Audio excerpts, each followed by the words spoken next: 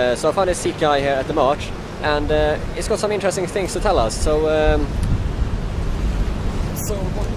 what's your story? You're a Sikh guy, migrant living in the UK.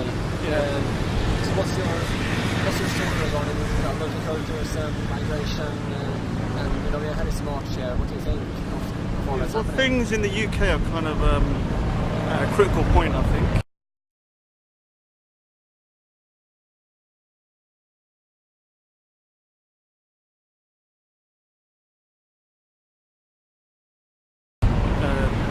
The Sikh community is very integrated, and we're one of the most affluent communities. Also, we have a very low crime rate, and I feel very British. I'm very patriotic. I love the country, so I don't like what I'm seeing. I've had lots of Muslim friends, and most of them are really great, but I don't really agree with the ideology and how it's been.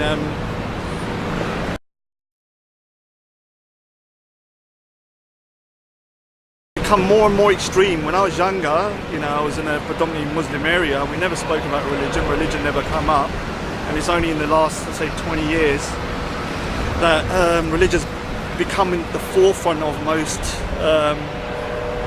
people who are from the Pakistani, Bangladeshi, or one of those communities. Become even above what they feel. They don't feel like they're British, and they don't feel like the UK or democracy is the way forward, but maybe Sharia law or some form of Sharia law, which I don't really agree with. Do you see a difference between the second generation migrants and the first generation migrants? Yeah, it's very odd, because I've never expected it. I think for the Sikh community, the second generation, which I am, I'm much more integrated. I think I'm more patriotic than most British people I meet, because I know a lot of history, and I see myself as somebody who looks at things in a common sense way, not from emotion.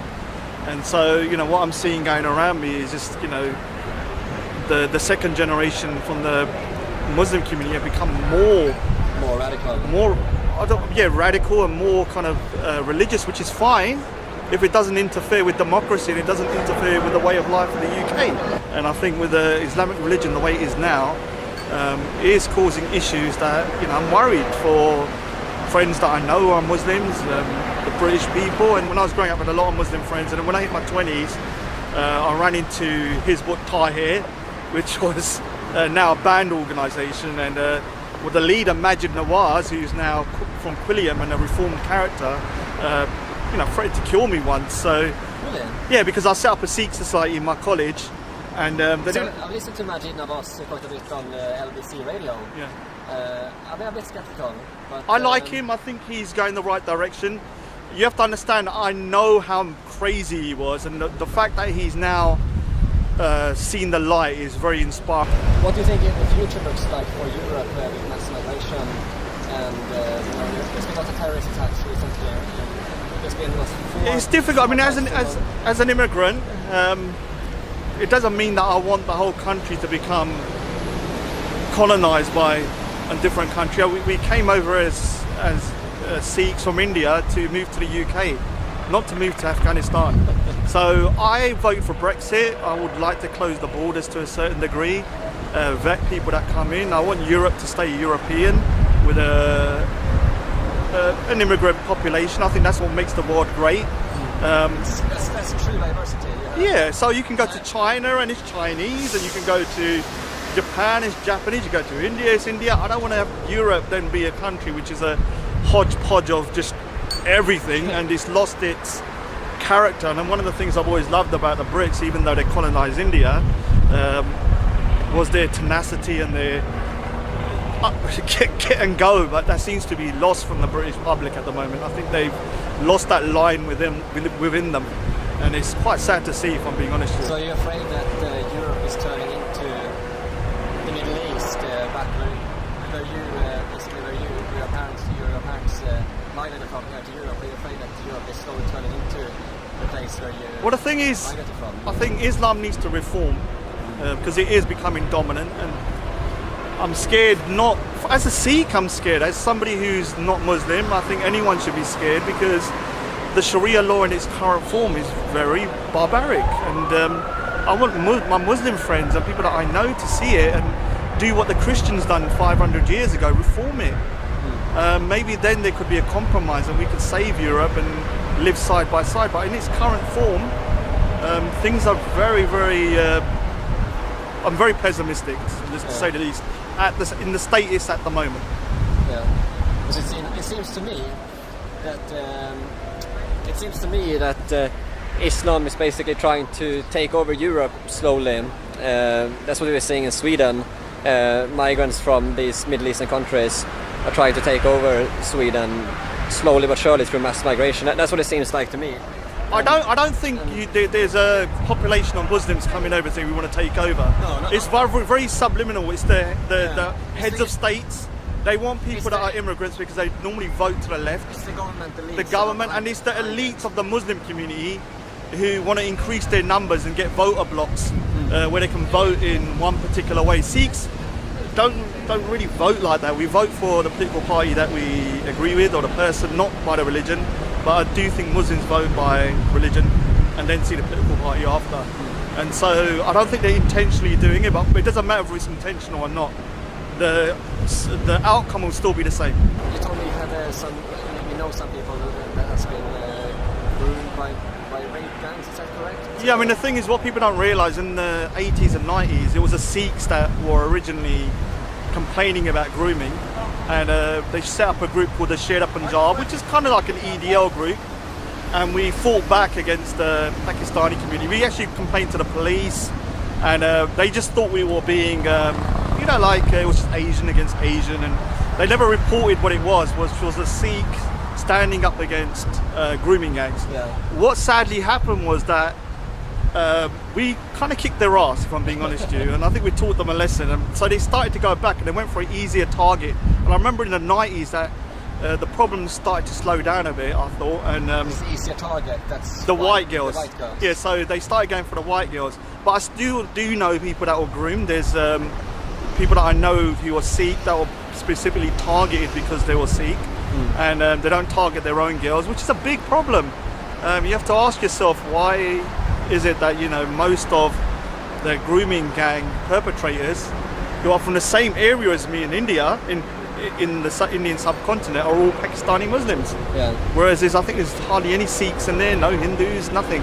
And my community would never accept anything like this. And I think the Muslim community needs to look within itself and address these issues before we can kind of move forward. And I don't hate any community. Yeah, no. I just don't want this country to break up into a civil war or a civil disobedience because people are not talking and not being open about issues. And what do you think? British people should do to stop this kind of grooming gangs? Because I know I was up in Sunderland where they had a march. Yeah. Justice for Chelsea. Justice for Chelsea, yeah, I've been watching. Do you think we should have more of that?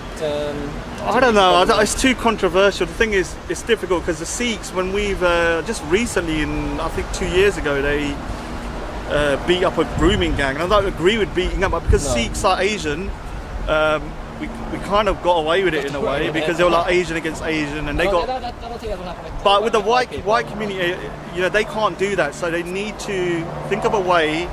I think the way they're doing Justice for Chelsea and advertising things and really talking about it, the main thing is to talk about it. I think we just need to keep it out in the media and don't say the word Asian because it's disrespectful to me. I find it very disrespectful because I'm Asian. It's got nothing to do with my community, and you've got to use what the word is, who the perpetrators are. And once you do that and you keep saying it long enough, I think they will start checking their own community because of the embarrassment, and hopefully that will work. Excellent. Is there anything else you would like to say regarding this at all? Or? I just think I think the Brexit, in terms of Brexit, hopefully we'll go for a hard Brexit and don't get the soft version, and hopefully the British people can kind of keep their cool and think rationally like they normally do, but don't let themselves be walked over. It is their country and it's my country as well. It's like I always say it's a bit like renting a flat. As an immigrant, I've come in and I've agreed to some tenants agreement, and if I don't abide by it and I start kind of trashing the place and not abiding by it, I think, you know, it's not right for that person to stay in that country. No. And so, If you come to a country, you should respect yeah, it. I always look at that. I will always be an immigrant to a certain degree, even though I feel British. And I think you've got to look at it like that because you've got to keep yourself in That's check. one thing. How does it feel for you as an immigrant with multiculturalism and coming to the UK and assimilating? That's something I've never had any issues per se. Everybody has different experiences. I normally wear a turban as well. I've never had any issues. I like, you know, the British way of life. I like democracy. I like, you know, the way the country's run in terms of the privatisation of some certain services and not. So I'm happy here, but things are getting out of control. You know, you're destabilising the country. It's not about race. It's not about being racist or anything. It's just common sense. Yeah, and It's not racist to want to go. No, I always say to people, look at, whenever I speak to somebody who's white English, I always say, look at things as a good idea and a bad idea. Take all the racial elements out, all the social stigma, and just look at it as an idea. Is it a good idea to flood a country with thousands of millions of immigrants that aren't vetted? And it's not a good idea for anybody. So once you take the racial element out, I think people can think more logically. At the moment, it's just race, and that clouds people's judgments, unfortunately. Excellent. Thank you very much. That's a very good interview. Very good interview there.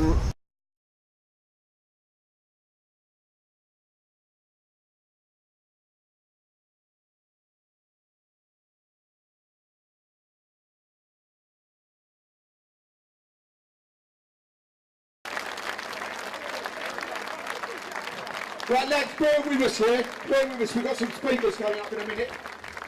There's still more people to turn up here. Just bear with us, yeah? Hello, son. All right. Hello, Phil. Right, listen, thanks everyone. This is fucking unbelievable. We're going to show the power of us, what we're about. We ain't just toilets, we ain't football, but it's about our children and our grandchildren. And we've got to do something about it so we can make a difference. Right, as simple as that, yeah? I'm Sikh, yeah? Okay, and our Sikhs have fought with the English for years and years, yeah? And I'm proud of it. Any religion is welcome, but the extremists we shall not bow to. And it took them to unite us. And be very proud of yourselves, people.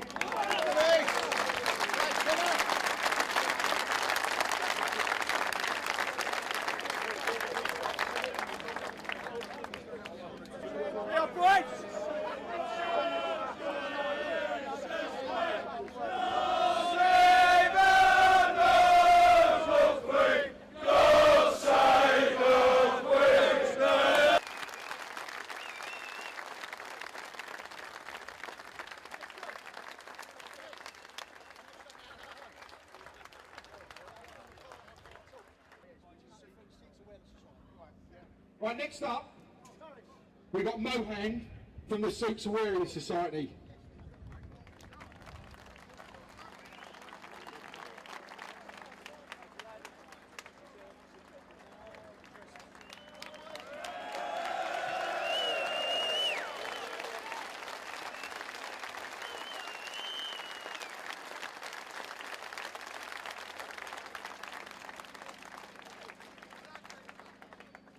I'll start with a Sikh greeting. Vaheguru Ji Ka Khalsa, Vaheguru Ji Ki Fateh.